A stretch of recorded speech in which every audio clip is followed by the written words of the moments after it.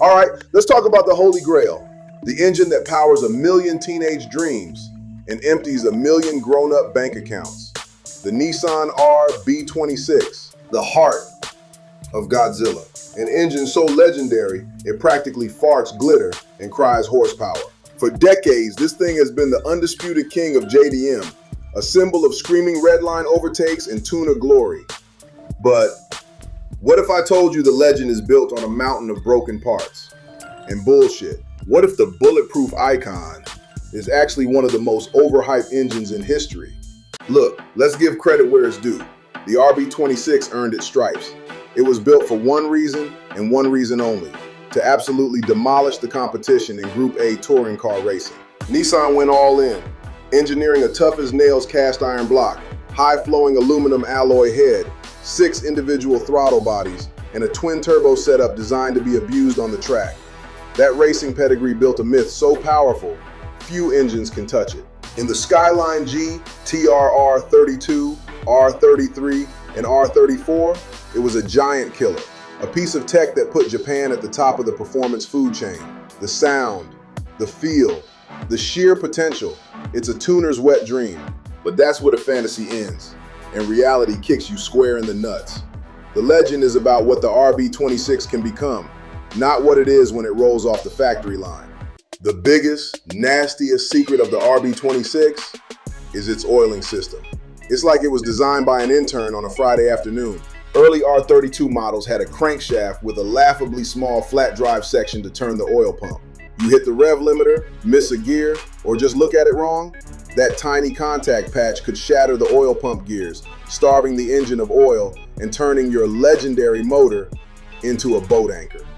Nissan tried to fix this later with a long-nosed crank, but the core problem remained.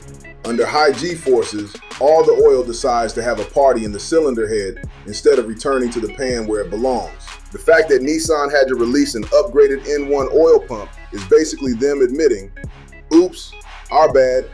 An entire aftermarket industry was born just to fix this one colossal screw-up. But wait, there's more. The stock intake manifold design, it's known for causing the rear cylinder, number 6, to run leaner than all its friends. It's the lonely kid at the end of the lunch table. Due to airflow dynamics, it gets more air and not enough fuel, creating a hot spot that's a perfect recipe for detonation, and a melted piston, especially once you crank up the boost. On top of that, the cooling system struggles to get enough coolant to the back of the engine, making overheating a constant worry under load. And what about that stock performance? Everyone whispers about the gentleman's agreement, where Japanese automakers pretended their cars only made 276 horsepower. Cute. While the RB26 definitely made more, this number conveniently hides its factory weak points. Those stock twin turbos have ceramic turbine wheels. Sounds high-tech, right? Well, those ceramic wheels are notoriously fragile. They are known to shatter if you turn up the boost. When they go, they can send a lovely ceramic dust cocktail right into your engine, and it's game over. That's why they are one of the first things any serious tuner throws in the garbage. Then, there's the comparison to its eternal rival, the Toyota 2JZ GTE. The RB26 is a screamer. It needs to be revved to the moon to make power. The 2JZ, with its bigger 3.0-liter displacement, it smacks you with a wall of torque much lower in the RPM range. The Japanese spec 2JZ GTE makes about 318 pound-feet of torque at just 3,600 RPM, while the RB26 manages a more modest 260 at a higher 4,400 RPM. That means the 2JZ feels stronger in everyday driving and is way more forgiving. The RB26 was born on the track, and its street manners suffered because of it. This brings us to the biggest kick in the wallet, the cost. Owning and building a high horsepower RB26 that doesn't explode is a fucking expensive hobby. The RB tax, or GT-R tax, is very, very real. To even get it to the starting line of being reliable, you need to dump thousands into it. We're talking an upgraded oil pump, a crank collar or spline drive to fix the pump issue, a better head gasket, and probably an aftermarket intake manifold to save poor old cylinder 6.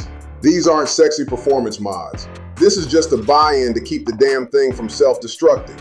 A full proper rebuild can run you anywhere from $10,000 to over $25,000. For that money, You could buy a whole other fun car. The internet is full of 1,000 horsepower RB26s, but nobody likes to talk about the small mortgage they took out to get there. So, is the RB26 a bad engine? Absolutely not. It's a goddamn masterpiece of 90s engineering and a true icon. That high revving nature, the killer sound, the iron block begging for boost, it's all intoxicating. But it is, without a doubt, one of the most overhyped engines ever. Its legendary status is built on a foundation of tuner grit and a community that was willing to spend whatever it took to fix its many, many flaws. The truth of the RB26 isn't a story of perfection from the factory. It's a story of incredible potential. It's a tribute to the mad scientists in their garages who solved its puzzles and unlocked its power. The RB26 isn't bulletproof. It needs a damn bomb disposal suit made of aftermarket parts just to show up to the fight. But that's my take. What do you think? Is the RB26 a flawed legend whose character is worth the price of admission? Or is it an overrated icon coasting on its reputation?